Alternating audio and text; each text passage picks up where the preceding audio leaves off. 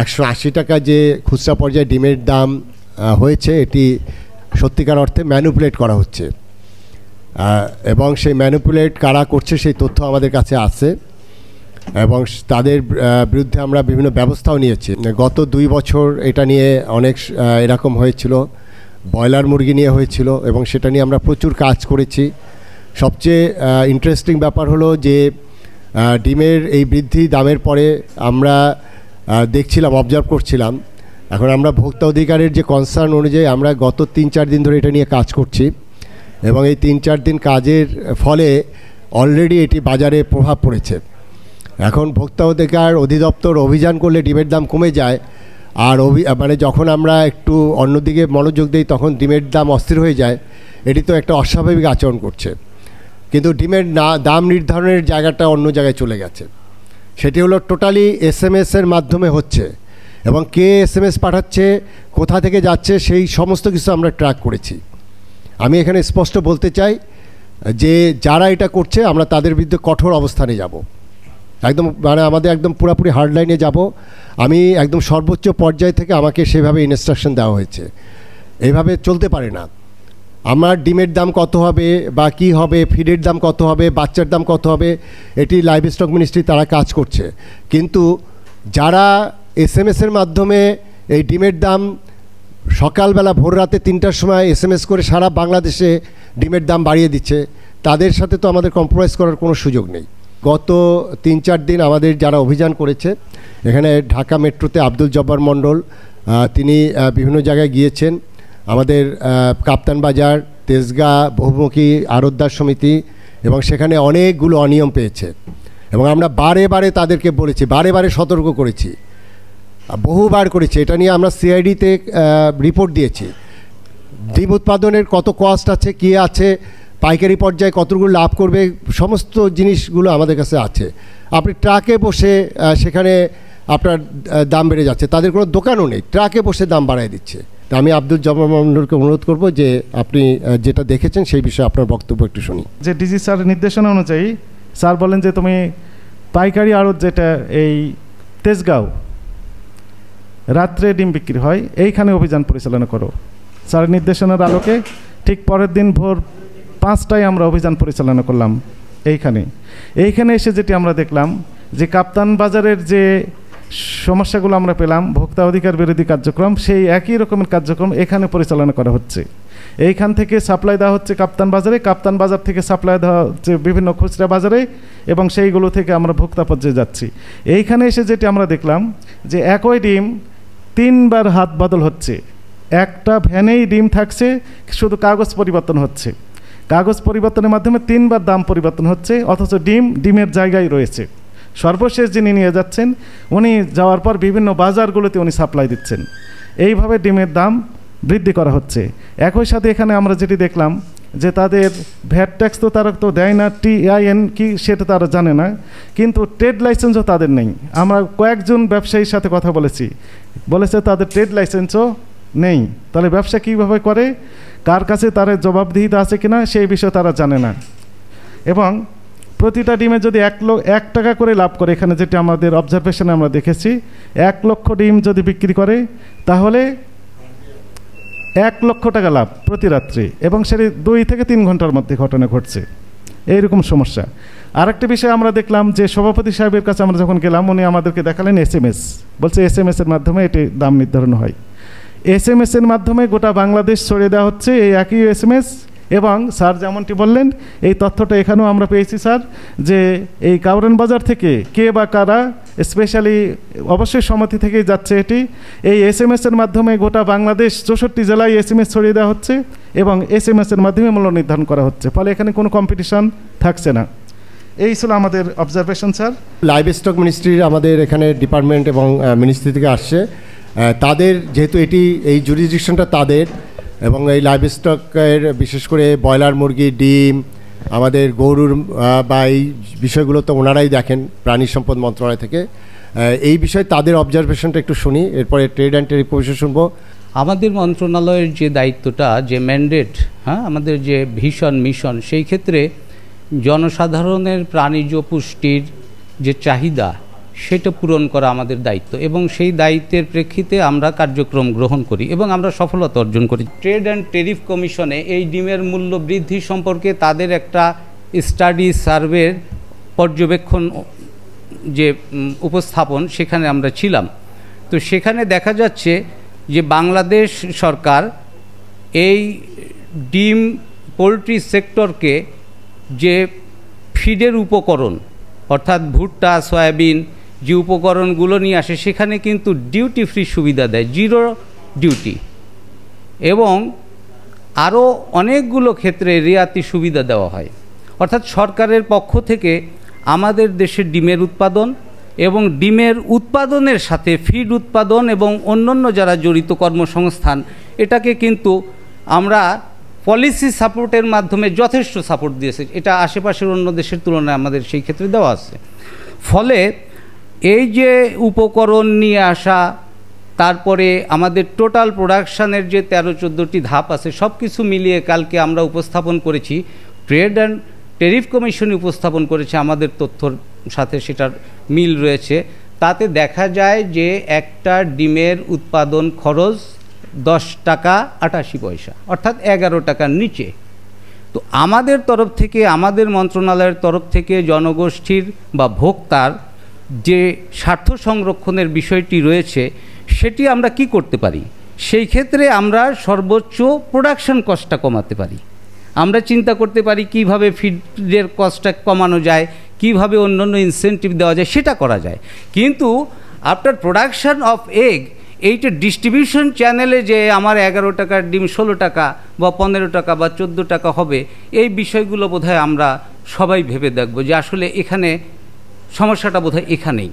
কারণ আমাদের মৎস্য প্রাণী সম্পদ মন্ত্রণালয় নিরলসভাবে এই কাজটি করে যাচ্ছে, উৎপাদন বৃদ্ধি এবং উৎপাদন বৃদ্ধির সাথে যারা জড়িত তাদের স্বার্থটা যাতে সংরক্ষিত হয়, তাদের কোনো ধরনের বাধা থাকলে পলিসি সাপোর্টের মাধ্যমে সেই বাধা যাতে উতরানো যায়।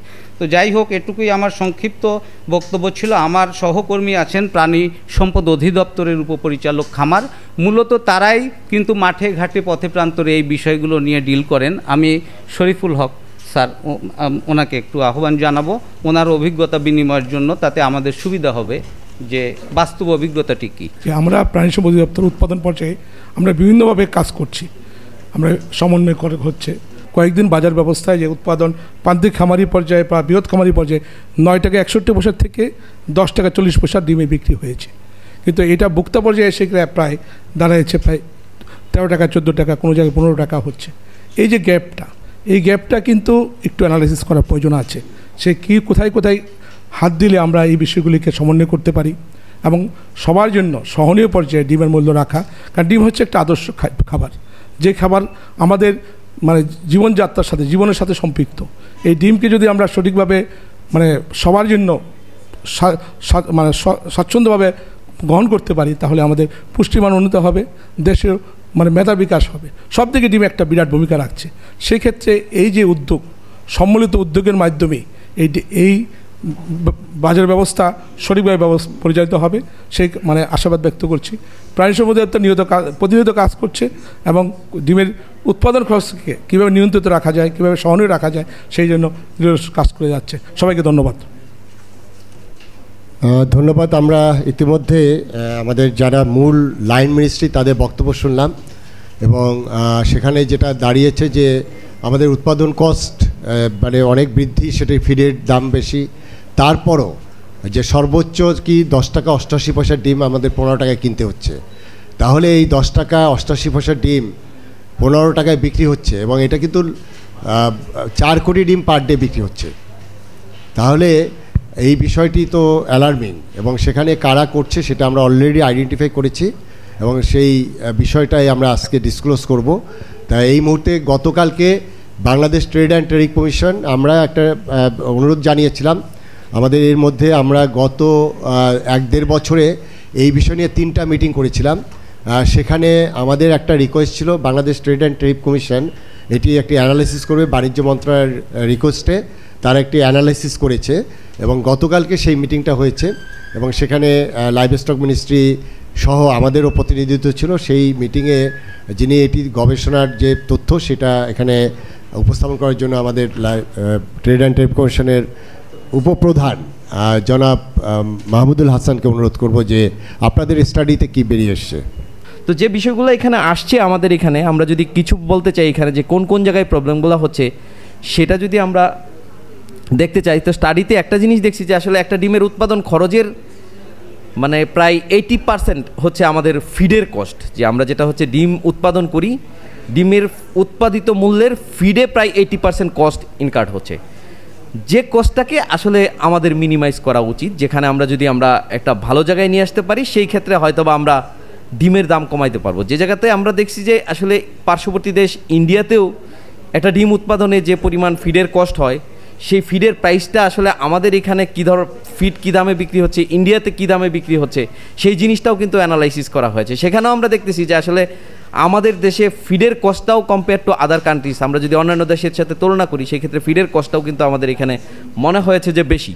তো সেইটাতেও কাজ করার সুযোগ রয়েছে যে কেন আমাদের এখানে ফিডের কস্টটা বৃদ্ধি পাচ্ছে, সেটাও একটা দেখার বিষয়। কারণ হচ্ছে ফিডের যত ইনগ্রিডিয়েন্টস আছে আমাদের এই শিল্প সুরক্ষায়, ফিডের সকল ইনগ্রিডিয়েন্টসেই আমাদের যারা ফিড উৎপাদনকারী শিল্প, যারা ফিড উৎপাদন করে স্থানীয়ভাবে, তারা কিন্তু ফিডের সকল ইনগ্রিডিয়েন্টস ইম্পোর্টের ক্ষেত্রে শুল্ক রেয়াতি সুবিধা ভোগ করে, যেটা হচ্ছে মোরলেস আমরা জিরো ডিউটিতেই অধিকাংশ যে ইনগ্রিডিয়েন্ট সেটাতে জিরো ডিউটির সুবিধা দিয়ে রাখছি। এছাড়া ফিড উৎপাদনে যে ধরনের মেডিসিন লাগে সেটার ক্ষেত্রেও কিন্তু আমরা জিরো ডিউটি দিয়ে রাখছি। এছাড়া হচ্ছে উৎপাদন সংশ্লিষ্ট সকল ধরনের যে ধরনের ইনস্ট্রুমেন্ট প্রয়োজন হয় সেটাতেও আমাদের রেয়াতি সুবিধা দেওয়া আছে। মানে সরকারের তরফ থেকে এই শিল্পের উৎপাদন বৃদ্ধির জন্য সকল সুবিধা দেওয়া হয়েছে, যেটা প্রাণী সম্পদ থেকে ইতিমধ্যে বলা হয়েছে যে আমরা উৎপাদন যা আমাদের ডিমান্ড তার চেয়ে সারপ্লাস প্রোডাকশনের সক্ষমতা আমরা অর্জন করেছি। মেন প্রবলেম যেটা হয়েছে যে প্রোডাকশন সক্ষমতা আমাদের বেড়েছে, বাট প্রাইসটাকে আমাদের মানে অ্যাফোর্ডেবল জায়গাটাতে রাখতে পারি নাই, যে আমরা কম্পিটিটিভ প্রাইসে নিয়ে আসতে পারি নাই, কম্পিটিটিভ প্রোডাকশনটা বানিয়েছি। যদি ওই প্রাইসটাকে আমরা জায়গায় নিয়ে আসতে পারি সেই ক্ষেত্রে কিন্তু আমরা ইনফ্লেশনের উপরও যেরকম প্রভাব আসবে সেই ক্ষেত্রে আমরা এক্সপোর্টের দিকটাও চিন্তা করতে পারবো। বাজার ব্যবস্থাপনার যে বিষয়টা চলে আসছে যে আমরা ইয়াতে রেখে একটা ভ্যানের মধ্যে রেখেই সেটা 3 বার সেল করা, 3 টাইম সেল করা প্রোডাক্টের উইদাউট এনি মানে ডিস্ট্রিবিউশন, মানে একটা স্থানান্তরিত না হওয়ার আগেই 3 বার প্রাইস চেঞ্জ হওয়া, এটা আসলে কনজিউমারের জন্য একটা বিরাট পানিশমেন্ট। অবশ্যই স্যার এই বিষয়ে ফার্দার স্টাডি করে এই জায়গাগুলোকে বাজার ব্যবস্থাপনার উপরেও যেরকম হাত দিতে হবে, অ্যাজ ওয়েল এস যেটা আমরা বের করেছি উৎপাদন পর্যন্ত সেই জায়গাতে যে ড্রব্যাকগুলো বের করা হয়েছে, যেহেতু স্যার স্টাডিটা এখন পর্যন্ত আমরা স্যার পাবলিশ করি নাই, আশা করি স্যার নেক্সট উইকের মধ্যে পাবলিশড হয়ে যাবে। তো ওই জায়গায় যে ড্রব্যাকগুলো বের হয়ে আসতেছে ওইটার উপর যদি নজর দেওয়া হয় সেই ক্ষেত্রে মনে হয় স্যার প্রোডাকশন কস্টটাও যেরকম কমবে, এবং ফার্দার যে স্টাডিটা আসতে পারে সেটা হচ্ছে স্যার ডিস্ট্রিবিউশন চ্যানেলের উপরে। এটা যদি করা হয়, এই দুইটা স্টাডির আউটকাম বিবেচনা করে যদি আমরা স্যার প্রয়োজনীয় মিজান নিতে পারি, আশা করি স্যার এই সমস্যাগুলোর সমাধান হবে। ধন্যবাদ স্যার। ডিমের বাজার নিয়ন্ত্রণের এই অথরিটি তাদেরকে কে দিয়েছে? এখানে এফবিসিসির সম্মানিত ডাইরেক্টর মহোদয় আছেন, আমি আশা করব যে আপনারা এই বিষয়ে ব্যবস্থা নেবেন। এখানে গোয়েন্দা সংস্থা আছে, আমরা সেই গোয়েন্দা সংস্থাকেও বলবো যে এই বিষয়ে খুব কঠোর ব্যবস্থা নিতে হবে, এবং এই জায়গাটাই হলো সেই মূল জায়গা যারা এই এসএমএস নিয়ন্ত্রণ করছে। আমি এখানে তেজগাঁ আড়তদার সমিতির প্রতিনিধিরা আসছেন। হ্যাঁ, আমানুল্লাহ সাহেব আসেন। আপনি এই মিটিং কিভাবে আপনার করেছেন? এখানে আপনার ছবি আছে। এই মিটিং কিভাবে করেছেন আপনি এখানে এসে বলেন। এই অথরিটি আপনাকে কে দিয়েছে? যখন ডিমের বাজার উত্তাল হয়, সংবিধায় বৈশা একটা সংবাদ সম্মেলন করেন এবং ডিমের বাজার নিয়ন্ত্রণ করেন, সেই সভাটাই কিন্তু এই ব্যানার, যেটা আমাদের ডিম সমিতির অফিসে করা হয়েছে। উনি ডিম কত করে কিনেছে কোনো একজন ব্যক্তি কোনো পাকা রসিদ দেখাতে পেরেছে? পাকা রসিদের জন্য আমরা কতবার বলেছি, আপনি এখানে কয়বার মিটিং আসছেন, এবং আমাদের এখানে সমস্ত ডকুমেন্ট আছে। আপনাদেরকে বলা হয়েছে পাকা রসিদ রাখতে হবে। আপনি কয় টাকায় ডিম কিনেছেন আমরা কিভাবে বুঝবো? যে গত 15ই মার্চ 2024-এ কৃষি বিপণন অধিদপ্তর থেকে যে রেট নির্ধারণ করে দেওয়া হয় কাজী ফার্মস, তখন থেকেই সেই রেট অনুসারে 9 টাকা 61 যে পাইকারি মূল্য আমরা সেই রেটে বিক্রি করতেছি। কিন্তু পাশাপাশি বাংলাদেশে আজকের তথ্য অনুসারে প্রায় 6.5 কোটি ডিম ডেইলি উৎপাদন হয়। যেহেতু 104টা ডিম আমাদের দরকার, সেখানে সারপ্লাস হিসাবে 134টা ডিম হয়। তো আমাদের সেখানে শেয়ার হচ্ছে মাত্র 3 থেকে 4%। তো আমরা যদি 9 টাকা 61 পয়সায় রেট বিক্রি করি, তো বাকি প্রায় 97% ডিম কিন্তু 11 টাকার উপরে বিক্রি হচ্ছে, যেটা আপনারাই পেয়েছেন আর কি। তো এই জন্য আসলে আমরা স্বাভাবিকভাবেই মার্কেট থেকে অনেক পিছিয়ে আসি। আর এছাড়া বারবার আমাদেরকে যে ব্লেমটা দেওয়া হচ্ছিল যে আমরা সিন্ডিকেট করি বা সিন্ডিকেটের মাধ্যমে নিয়ন্ত্রণ করি, তো বিগত তো আমরা তো অনেক কম রেটে বিক্রি করলাম, কিন্তু সেখানে কিন্তু ডিমের বাজার আসলে সেভাবে কমে আসলো না। তো আলোচনায় যেটা পরিষ্কার হয়ে আসছে যে আমরা 10 টাকা 50 পয়সা দরে বিক্রি করেছি, যদি গত 1 মাসের কথা বলি। এইটা নির্ধারিত দাম, কিন্তু বাজারে দেখা যাচ্ছে যে ইভেন 14 টাকাও উঠেছে ডিমের দাম। মানে আমাদের প্রডিউসার হিসাবে 30 থেকে 40 পয়সা অনেক হাই রিস্কে এই প্রফিট মার্জিনটা রাখাটা খুব টাফ হয়ে যায়। কিন্তু সেই ক্ষেত্রে আমরা প্রায়ই বলি যে ফিডের কস্ট, যদিও আমার প্রিভিয়াস বক্তা বলে গেলেন যে ওনাদের টোটাল কস্ট ইভেন 9 টাকা 61 পয়সা দরে বিক্রি করছেন। তো এটা আমি জানি না, যারা পোলট্রি এক্সপার্ট তারা জানে যে 115 গ্রাম যদি ফিড খায় 60 টাকা দরে 8 টাকা প্লাস। একজন আমি হজ করেছি, আল্লাহ আমাকে সেই তৌফিক দিছে, তো একটা দোকানদার আমাকে বলতেছে যে আপনি সিন্ডিকেট। তা আমি বলছি না, দোকানদার সিন্ডিকেট। তো এটা নিয়ে তর্ক করে প্রমাণ হয়েছে যে সে একটা ডিমে 1 টাকার উপরে লাভ করে। ইভেন তাকে আমি বলছি যে না, তুমি হজ করতে আসছে 2 টাকা লাভ করলা কেমনে? তার কেনা 12 টাকা, সে 14 টাকা ডিম বিক্রি করে, অথচ সে ব্লেম দিচ্ছে প্রডিউসারকে যে সিন্ডিকেট। তো সিন্ডিকেট কথাটা খুব ওয়েল এস্টাবলিশ হয়ে গেছে এবং সেটার দিক নির্দেশনা যায় 4-5টা কোম্পানির উপরে, যেটা আসলে আদৌ সত্য না। কারণ মার্কেটিং বাজার ব্যবস্থাপনার উপর কোম্পানিগুলোর কোনো সংশ্লিষ্টতা নেই। তবে তারা চেষ্টা করবে ডেফিনেটলি সার্ভাইভ করার জন্যে, যে যেই হারে প্রোডাকশন কস্ট বাড়ছে, যে হারে অন্যান্য অ্যাসপেক্টে মর্টালিটি, ম্যানেজমেন্ট, এই জায়গায় যে হার্ডেলগুলো আসতেছে, তাতে এখানে প্রফিট এনশিওর করতে গেলে ফরওয়ার্ড ইন্টিগ্রেশন করতে হবে। তো সেটা অন্য অ্যাসপেক্ট, আর স্ট্র্যাটেজিক্যাল অ্যাসপেক্ট। জি, ধন্যবাদ। জি, আমরা সবসময় বোঝানোর চেষ্টা করেছি উৎপাদক পর্যায়ে আমরা যারা উৎপাদন করি তারা ব্যাপক অনেকগুলি মেজার নিয়ে, অনেক প্রতিবন্ধকতা, অনেক সংগ্রাম, অনেক যুদ্ধ করে আসলে এই কাজটা করতে হয় এবং এই কাজটা অত্যন্ত রিস্কি এবং সংবেদনশীল এবং এখান থেকে প্রপার প্রোডাকশান নিয়ে আসা অনেক কঠিন এবং এই প্রোডাকশান কস্ট যেটা বলা হয় এটা আসলে ভ্যারিয়েবল। এটা এই যে 10 টাকা 88 পয়সা আমাদের প্রাণী সম্পদ অধিদপ্তর যে নির্ধারণ করেছেন, এটা হলো আসলে সর্বনিম্ন। যদি সব কিছু ঠিক থাকে, যদি একজন খামারির উৎপাদন ক্ষমতা অনুযায়ী সব কিছু ঠিক থাকে, তার ফিড ঠিক থাকে, তার ম্যানেজমেন্ট ঠিক থাকে, তার বাচ্চার কোয়ালিটি ভালো থাকে, প্যারেন্ট স্টক ঠিক থাকে, বা আপনার কোনো ধরনের ডিজিজ না আসে এবং সব কিছু ঠিক থাকলে কিন্তু একটা ডিমের প্রোডাকশান কস্ট এখন 10.5 টাকা বা 11 টাকা 88 থেকে 11 টাকা। তো এখন সেই জায়গায় এটা কিন্তু নির্ধারিত, এটা একটা জায়গায় না, বহুবিধ মানুষ কিন্তু আলোচনা করেই বিভিন্ন সংস্থা, আমাদের বিশ্ববিদ্যালয়ের শিক্ষকরা, আমাদের বিভিন্ন সায়েন্টিস্টরা, আমাদের প্রাণী সম্পদ ডিপার্টমেন্ট, আমাদের বিভিন্ন অ্যাসোসিয়েশন, প্রডিউসার, সবাই মিলে একত্রিত হয়ে কিন্তু আমরা অনেক চেষ্টা করে একটা সর্বনিম্ন কস্ট আসলে এরকম নির্ধারণ করতে পেরেছি, যেটা নিয়ে এখনও কাজ হচ্ছে। কৃষি সম্প্রসারণ অধিদপ্তরের, কৃষি বিপণন অধিদপ্তর থেকে আগামীকালকেও মিটিং আছে, বিষয়টা হয়তো বা ফাইনাল হবে এবং জাতির সামনে, সবার সামনে এই বিষয়টা তাদের মাধ্যমে আমরা সবাই জানতে পারবো। এবং সাপ্লাই চেইনে কাজ না করতে পারলে আসলে এই জিনিসটা আমরা শুধু বলে কিন্তু আমরা আসলে সমাধান করতে পারবো না, কারণ দীর্ঘদিন থেকে আমরা বলে আসছি এখানে আসলে উৎপাদকের পরে ভোক্তা পর্যন্ত যাওয়ার সময় এখানে এই 4-5 হাত হতে দেওয়া যাবে না।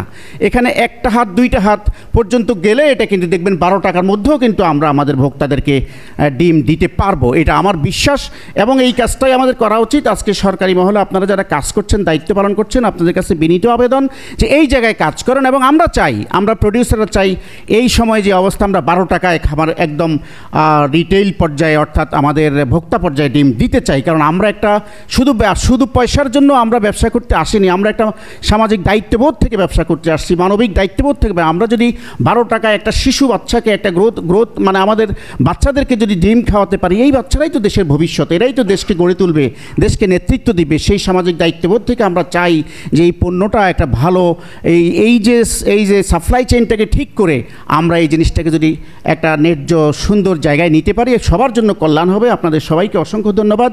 আসসালামু আলাইকুম। সবার উপর শান্তি বর্ষিত হোক। আমাদের উৎপাদন পর্যায়ে একটি ডিমের উৎপাদন খরচ হচ্ছে 10 টাকা 29 পয়সা, কিন্তু এই ডিমটা যদি 12.5 টাকা পর্যন্ত ভোক্তা পর্যায়ে বিক্রি হয়, যতটা হাত বদল হয় প্রত্যেকে লাভ রেখে, তবে যৌক্তিক মূল্য। কিন্তু এই মূল্যটা কিন্তু আসলে বাজারে বাস্তবায়িত হয় না। এটা কখনো কখনো 15 টাকা হয়ে যায়, আবার কখনো কখনো 9 টাকা হয়ে যায়। এর কারণ হলো যে একটা মেসেজ আসে বাজার থেকে, এবং যাদের নামে মেসেজটা আসে তারাও অস্বীকার করেন যে তারা মেসেজ দেন না।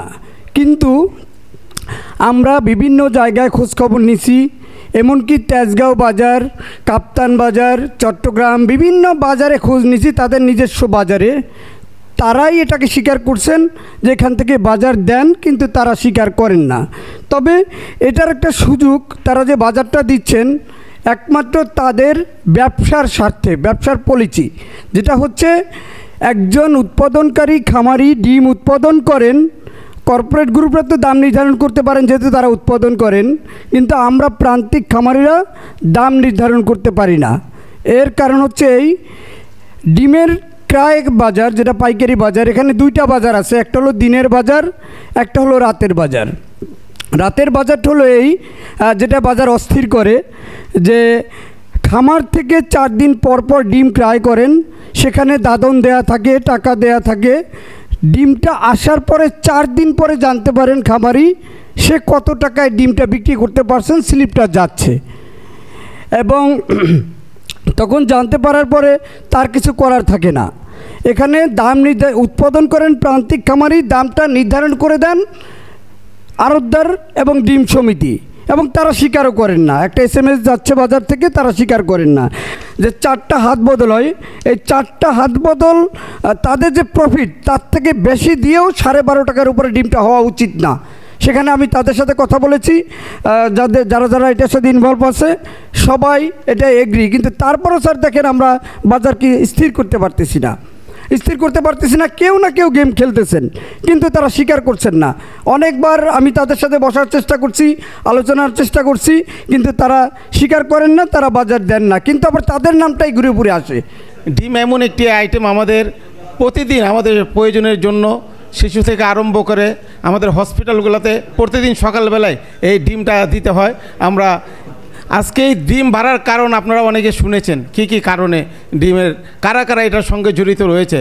তা আমরা মনে করি যে আমরা ব্যবসায়ীরা ব্যবসা করব, কিন্তু এমন কিছু কাজ করব না যে ঢালাওভাবে সকল ব্যবসায়ীদের উপর এগুলা এই দোষটা চাপানো হয়। কিন্তু আমরা মনে করি আজকে কাজী ফার্মের যে আমাদের লোকটা বললেন যে তারা যেভাবে দিচ্ছেন, কিন্তু আরেকজন বললেন যে না আরও আমাদের কস্টিং বেশি হয়।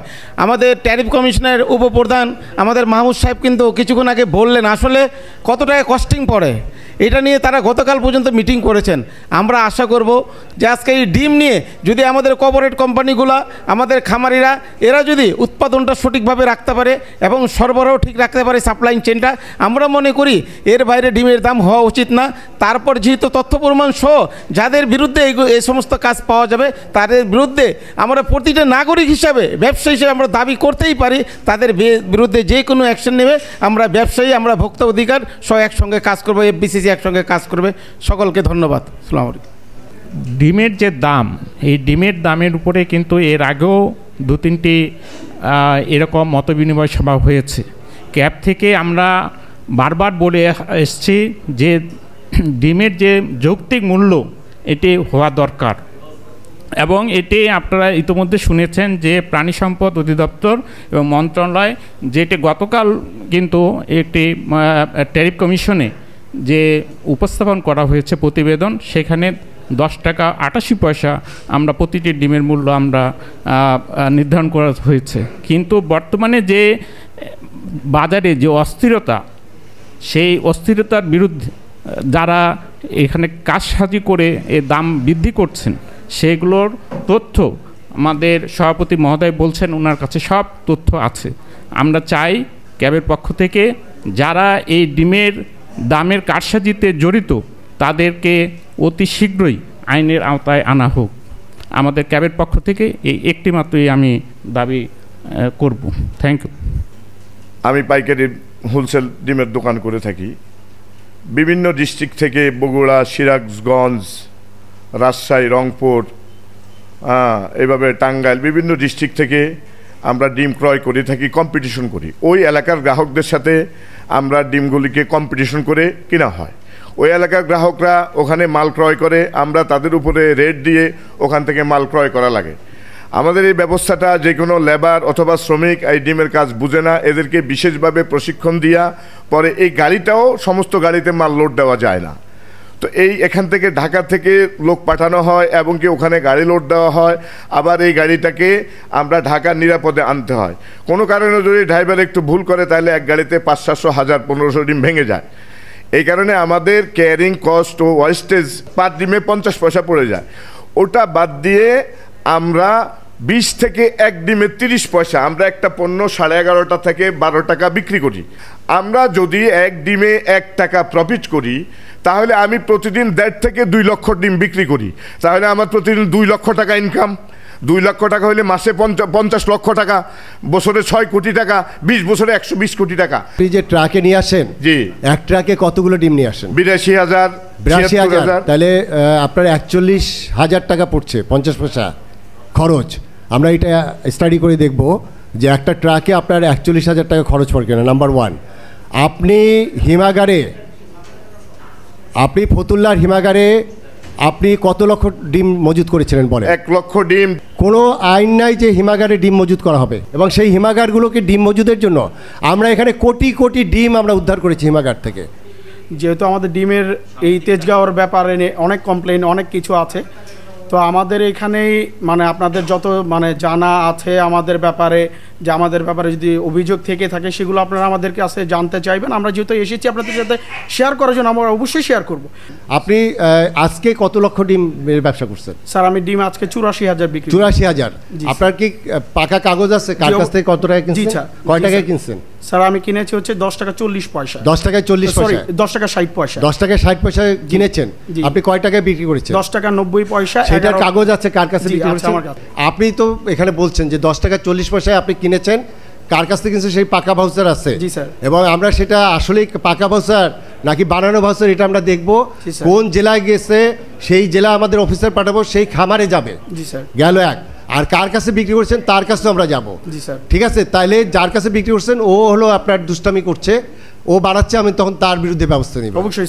যখন পোলট্রি শুরু হয়, খামার শুরু হয়, তখন স্যার তেজগাঁওই শুরু হয় ডিমের ব্যবসাটা। তো আসলে তেজগাঁও যারা ব্যবসা করছে আমাদের পূর্বপুরুষরা, তেজগাঁওই আসলে ডিমের ব্যবসাটা প্রথম ফার্মের ডিমটা বিক্রি হয়। তো এর থেকে আসলে স্যার একটা সময় সারা বাংলাদেশের মানুষ জানতো যে তেজগাঁও বাজারটা আসলে কত। আজকে এই পর্যায়ে স্যার সবাই ওই ইলিগেশনটা ওইভাবেই দেওয়া যায় যে তেজগাঁও বাজারটা কত স্যার। আজকে 82,000 সামথিং। জি স্যার। এখন এই যে 82,000 ডিম উঠেছেন কয় টাকায় কিনেছেন? 40 টাকা স্যার, 1040। মানে 10 টাকা 40 পয়সা। জি 10 টাকা। কার কাছ থেকে কিনেছেন? আলামিন সাহেব আসসালামু আলাইকুম। হ্যাঁ আছি আলহামদুলিল্লাহ। আপনি কোথায় এখন? দোকানটা কোথায়?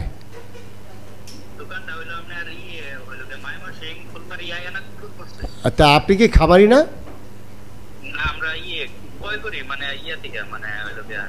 খামার থেকে ক্রয় করেন। আপনি গতকালকে কত টাকা করে ক্রয় করেছেন ডিম?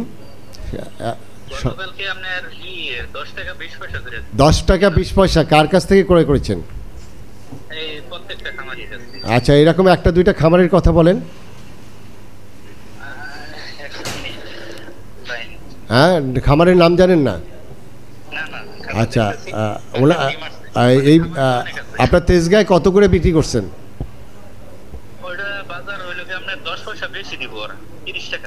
30 টাকা। আর SMS গেছে কখন? SMS গেছে কখন? SMS